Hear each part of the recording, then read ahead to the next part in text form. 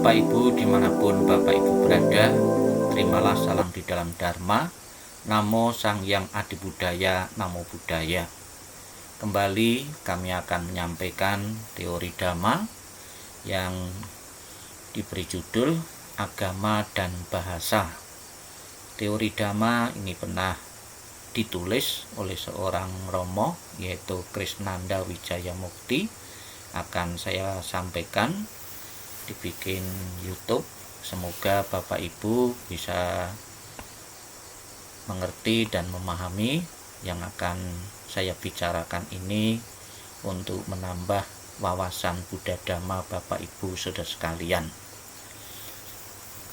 Pokok bahasan yang akan dibahas yaitu amanat Buddha mengenai pemakaian bahasa, kemudian bahasa kitab suci, keterbatasan bahasa, peran bahasa dan gaya bahasa. Judul dari teori Dhamma ini adalah Agama dan Bahasa. Ya. Amanat Buddha mengenai pemakaian bahasa. Buddha mengizinkan para siswanya untuk mempelajari ajaran Buddha sesuai dengan dialek atau bahasa masing-masing. Ini ditulis dalam Vinaya bab 2 139. Ia menasihati para biku untuk menyesuaikan diri dengan bahasa lokal tempat mereka membabarkan ajaran. Majjhima Nikaya 3 234 sampai 235. Belajar agama, belajar bahasa. Sejarah mencatat sejumlah biksu mancanegara mengunjungi India untuk memperdalam agama Buddha. Contohnya, It Sing dari Cina singgah di Indonesia Sriwijaya untuk belajar bahasa Sangsekerta. Etnisitas. Seperti arca Buddha menunjukkan ciri kekhususan etnis, agama Buddha tidak membuat bangsa lain menjadi orang India. Orang Tionghoa membaca sutra dan mantra dalam bahasa sendiri atau Keng yang dipandang bahkan lebih ampuh dibandingkan bahasa aslinya. Begitu pula orang Tibet dan Jepang dan lain-lain. Tradisi Theravada walaupun mempertahankan pemakaian bahasa Pali secara lisan, penulisannya memakai aksara masing-masing. Bahasa kitab suci. Kitab suci agama Buddha bukan kanon yang tunggal, tetapi menyerupai perpustakaan. Penyiaran menggunakan bahasa lokal menghasilkan kumpulan kanon yang beragam, ukuran, susunan dan isi menurut tradisi aliran 18 sekte yang sebagian besar sudah lenyap. Sangsekerta, Sarwatiwada, Pangkrit, Mahasangika, Paisaci, Stavirawada, Abaparansa, Samitya. Pada dasarnya ada dua versi yang lengkap, Tripitaka bahasa Pali dan bahasa Sangsekerta. Bahasa Pali. Tidak ada bukti kalau Buddha hanya memakai bahasa Pali. Kanon Pali yang ditulis di Sri Lanka tidak persis sama dengan yang disusun dalam konsili ketiga Banding, Dev, Magadhi, Divo, Raja, dan Pali. Ada beberapa versi transliterasi teks Pali ke dalam aksara Latin, misalnya India, Myanmar, Inggris, dan Pali teks. Bahasa Sangsekerta. Bahasa Sangsekerta dipakai oleh masyarakat kelas atas. Penulisan memakai aksara Brahmi abad ke-7 sebelum Masehi. Turunannya aksara Pallava Gupta yang belakangan menjadi aksara Dewanagari. Kanon lengkap Sangsekerta tidak ada lagi. Hanya ada terjemahannya dalam bahasa Tionghoa, Tibet, dan Nepal, dan lain-lain. Naskah Sangsekerta yang tersisa kebanyakan berasal dari periode belakangan dibanding karya terjemahan. Ejaan Indonesia. Agar sesuai dengan pengucapan yang seharusnya, ditambahkan tanda baca. Di Indonesia mulanya ada upaya penulisan berdasarkan ejaan Indonesia sesuai dengan yang seharusnya diucapkan, misalnya Budang, Saranang Gacami, tetapi tidak konsisten, misalnya penulisan bunyi NY dan W. Mengindonesiakan, menulis atau mengucapkan pas untuk lidah telinga Indonesia, contoh Sariputra, Mogalana, Gotama, Biku, Biksu, Wihara, Winaya, Setia, dan Bodhisattva.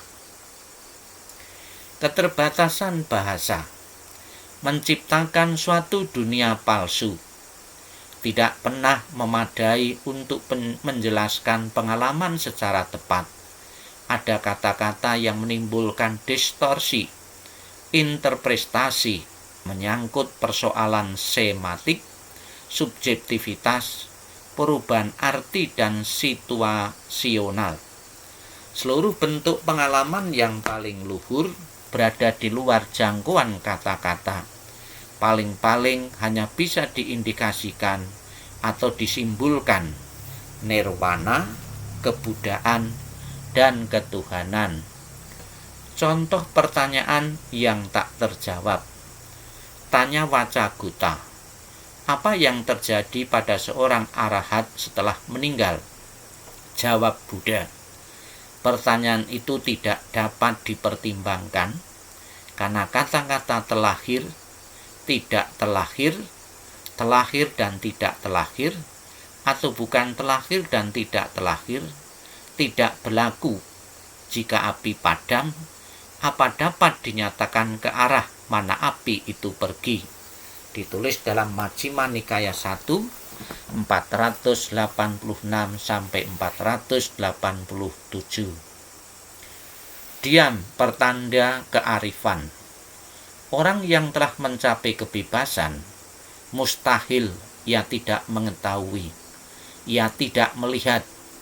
Ditulis dalam Dika Nikaya 2, 68. Namun realitas terlahir tidak dapat diterangkan menurut logika atau diuraikan secara konseptual. Ada hal-hal yang memang tidak pernah bisa dikatakan. Tentang apa yang tidak bisa kita bicarakan, kita harus diam. Diam penuh arti. Diam bukan tidak berarti apa-apa. Transmisi jiwa ajaran Buddha bisa dilakukan tanpa kata-kata seperti Zen. Di tengah keheningan, Buddha hanya mengangkut sekuntum bunga berwarna emas. Tidak ada yang mengerti kecuali Mahakasapa yang tersenyum.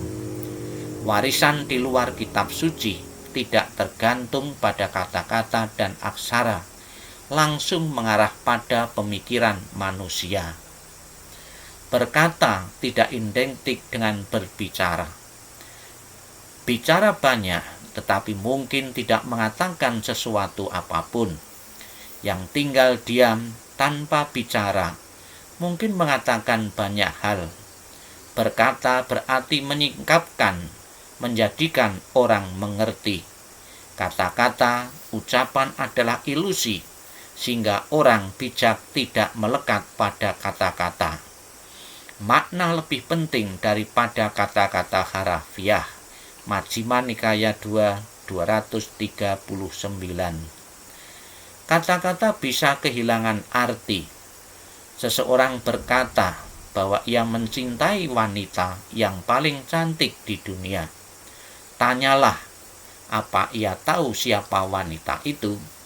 Bagaimana ukuran tubuhnya, apa warna kulitnya, di mana ia tinggal, bagaimana asal usulnya, dan lain-lain. Ia akan menjawab tidak tahu.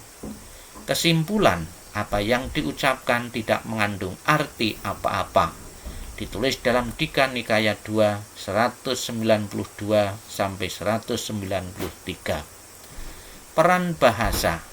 Dengan bahasa manusia berpikir, memahami dunia, membentuk realitas, mengekspresikan imajinasi, hal-hal yang artistik, alat untuk melakukan komunikasi, persuasi, syarat dengan berbagai kepentingan, mengandung kekuatan magis seperti mantra.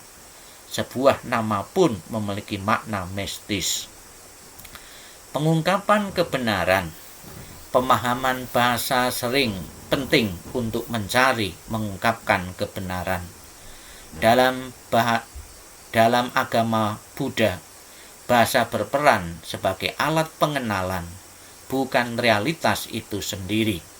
Contoh, butir-butir debu yang dikatakan Tathagata itu bukanlah butir-butir debu, namun hanya untuk bahasa percakapan dinamakan butir-butir debu.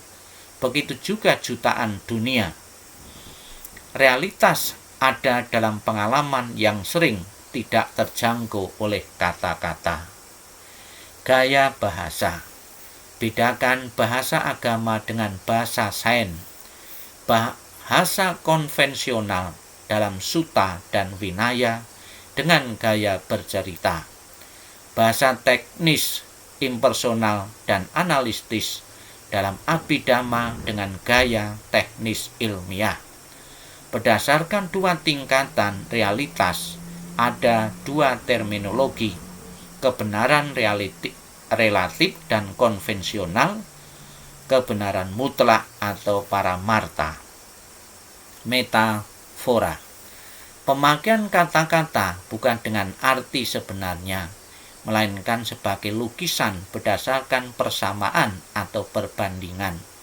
Untuk menghindari distorsi interpretasi, bila Buddha memakai metafora, biasanya diberi penjelasan. Misal, orang bijaksana disamakan dengan seekor lebah. Diterangkan maksudnya mengumpulkan madu dari bunga-bunga tanpa merusak warna maupun baunya. Bahasa pengarang. Cakawati Sihanada Sutta, Maitreya akan muncul di bumi ketika usia manusia 80.000 tahun. Lakana Sutta, 32 tanda fisik Buddha antara lain: kepala bagai berseban, bulu mata mirip kepunyaan sapi, rahang, dada seperti miliknya singa, kedua tangan menyentuh kedua lutut tanpa membungkuk. Sukawati Yuha Sutra, kolam-kolam teratai warna-warni, pohon-pohon permata, emas, perak, jamrud, kristal, mutiara, berlian, koral, tanah keemasan, musik surgawi, angsa putih, burung merak, dan karawika. Interpretasi. Mitologi seperti gerhana matahari bulan, Rahu, Raja, Asura menerkam Surya, Chandra yang berdoa memohon pertolongan Buddha, ibarat seperti membantai ibu nafsu keinginan dan ayah kesombongan, menghancurkan negara, pintu-pintu indera, dan menterinya kemelekatan. Dalam Dhammapada 310. Konvensi. Seseorang seharusnya tidak merusak dialek bahasa dan menyimpang dari batas-batas perjanjian linguistik. Majjhima Nikaya 2 230. Demikianlah yang saya sampaikan. Namo Sang Hyang Adibudaya, Namo Buddhaya.